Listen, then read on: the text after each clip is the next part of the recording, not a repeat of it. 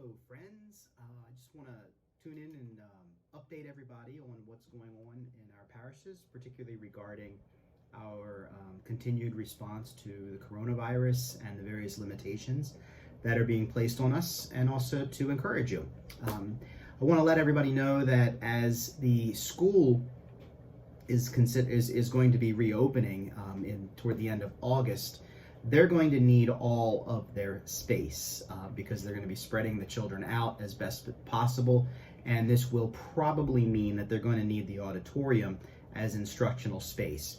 With that being said, it's probably better if we are not using the auditorium every weekend as we have been since the middle of June. So what's going to happen in the middle of August, I believe the weekend of August 22nd and 23rd, we will be moving our Sunday masses, our weekend masses, over to the church at CRUCIFIXION. Fortunately, we've not sold it yet, and I believe that may be why God is allowing that to happen, so that we can use that space to gather, to worship, to pray, and to celebrate Mass. So beginning again the weekend, I believe, of August 22nd and 23rd, Masses for Christ the King will be celebrated at 100 Scott Avenue in Glen, Burnie, which is the former Church of the Crucifixion. Many of you already know where that is. Those of you who don't are going to find it. And we're going to celebrate Mass, again, socially distanced, all of the precautions being observed, but we can have Mass upstairs in the main sanctuary, and then also downstairs there's the hall, so we can stream Mass via video downstairs so that we can accommodate as many people as possible. I believe we'll be able to accommodate the same amount of people that we've been accommodating over at the auditorium. So keep in mind, we'll be making announcements about that, but Masses will move to Crucifixion in about a month, and the schedule will continue to remain the same. We'll have the 5 and the 7 on Saturday evening, and then we will have the 7 a.m., 9 a.m., 11 a.m., 1 p.m., and 3 p.m. on Sunday. The Masses will continue to be in English and in Spanish, just as we've been doing it. We're just going to be doing it in a different space. So be aware of that. That's going to be an important adaptation that we're making. Second, I want to let you know what's going on as far as the office is concerned. The parish office is open, and it's open for the regular business of the parish. So we're receiving mail, we're doing our regular accounting and things like that, counting the weekend offertory, as well as paying our various bills and things like that. So the rhythm of the office is back into the normal swing.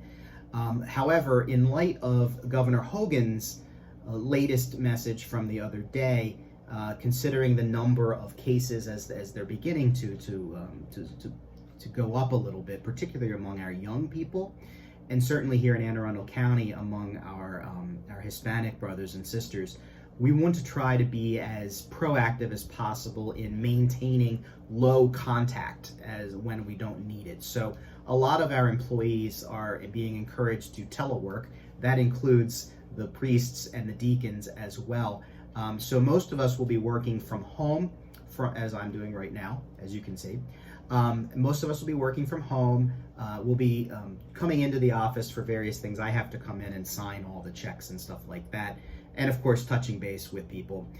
Any appointments that anybody might want to make or have with the priests or the deacons or any of the staff, you can still do that, and we will be keeping those appointments at the office. However, we're just going to maintain a low profile as far as the amount of time that we're spending in the office in order to minimize our contact with one another, as well as our exposure to the public. Because again, public-facing offices and even non-public facing offices are responsible for about 25% of the increase in the cases, as was noted by the state of Maryland. So I want you to be aware of that. That's what's going on. Office is still open. You can still come and buy Mass cards. You can still come and drop off paperwork. If you have people enrolled in the sacraments and things like that, you certainly can come and drop off any important paperwork for that. However, you can't just drop in and hope to see the priest, because we might not be there. So the best way to do that is to make an appointment. Thirdly, with regard to safety, I just want to continue to encourage you to please keep wearing those masks. as you cover your mouth and your nose in order to minimize the expiration of germs, regardless of whether you are positive or negative, and also protects you from inhaling those germs as well. So most of us are being very, very good about that. So I want to commend you on that, but also encourage you, don't get lax and continue to do that. Please also continue to maintain the social distances and try to be very, very attentive to that. You maybe even be overly compulsive about it. That's okay. 6 feet or 2 meters for those of you who do the metric system. Please keep that distance, because again, that's been encouraged by the CDC as a good way to keep the ambient germs away from each other. If you are ill, if you are symptomatic, and the symptoms of COVID are many, but in particular fever, chills, aches, headache, cough, scratchy throat, loss of smell, loss of taste, and then there's some intestinal and other reasons, and difficulty breathing. All of those things are symptoms.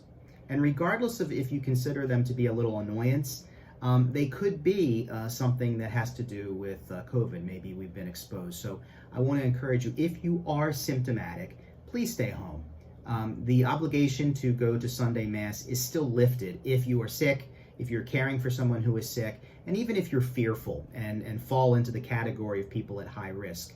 You are not sinning by not coming to church.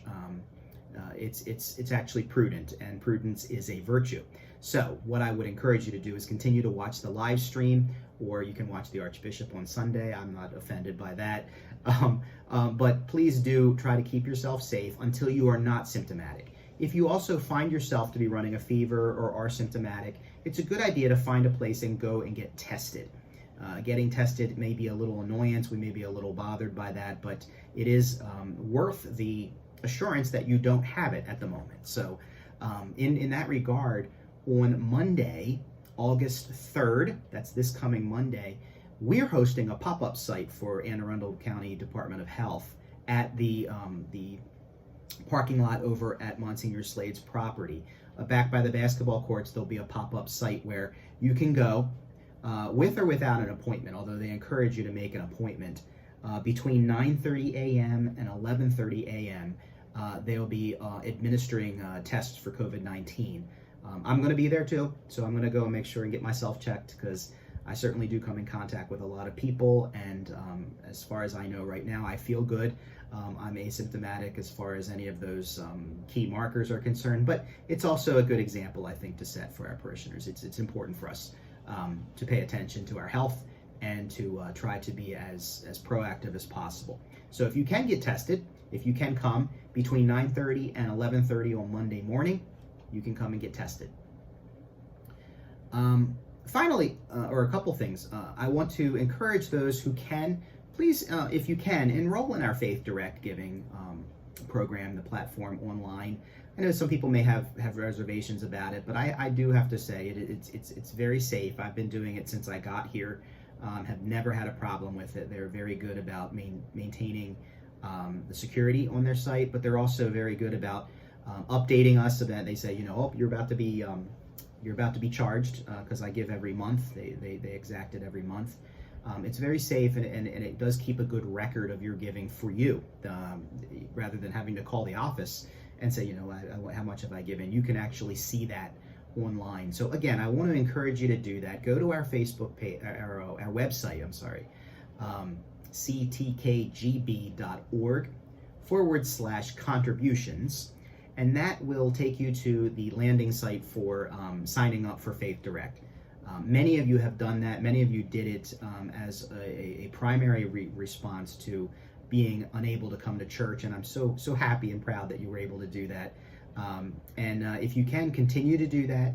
And if you are not, even if you do come every week, it doesn't have to be that you can't get to church.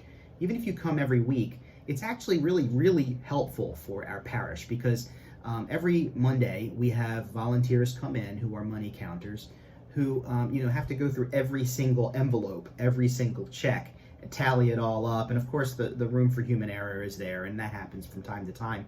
But it saves us a ton of paperwork. So again, if you can, please go to Faith Direct and sign up for our online giving platform. I'm very happy and very grateful if you could do that.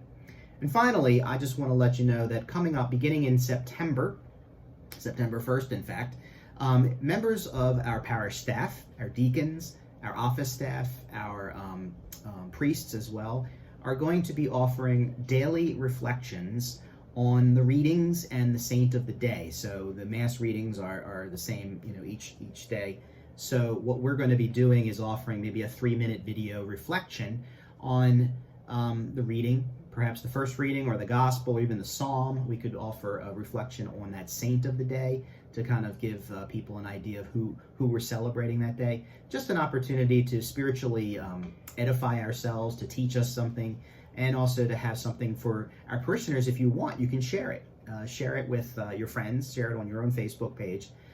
It will also be available on YouTube as best as we can get it up there, so that you can share it again with friends and family. It should be helpful. And like I said, it's not just the priest, it's not just the deacons, but our office staff are doing it.